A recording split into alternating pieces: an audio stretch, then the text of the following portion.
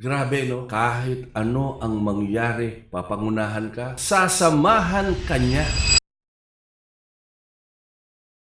Sa Deuteronomio 31:8, napakagandang pangako ng Panginoon sa bawat isa sa atin. Maraming salamat po, Panginoon, sa pangakong ito. Ano yung unang pangako? Pangungunahan ka ng Panginoon. Bago ka palang papunta, ando na ang Panginoon. Pangungunahan ka. Hindi ka lang basta niya pangungunahan. Pangalawa, sasamahan ka niya. Ang Panginoon, nauuna. Pangalawa, sumasama sa iyo. Pangatlo, habang sumasama sa iyo, kahit ano ang mangyari, hindi ka niya iiwan o pababayaan man. Grabe, no? Papangunahan ka, sasamahan ka. Ewan ko kung natatandaan niyo yung awiting Footprints in the Sand. Nalulungkot yung tao kasi nung una, kasama siya ng Panginoon. Nakikita niya 2 pares ng footprints sa buhangin. Nalungkot siya sa kanilang paglalakad. Nakita niya isa na lang yung footprints sa buhangin. Pero anong sabi ng Panginoon? Nakita mo ba, anak, nung isa na lang ang footprints? Hindi kita iniwanan, anak. Binuhat kita. May mga pagkakataon ang pakiramdam natin. Dahil pumalpak tayo, hindi na tayo sinasamahan ng Panginoon. Pero kapatid, ang pag-ibig ng Diyos, hindi nagmamaliw, hindi nagkukulang, hindi kumukupas.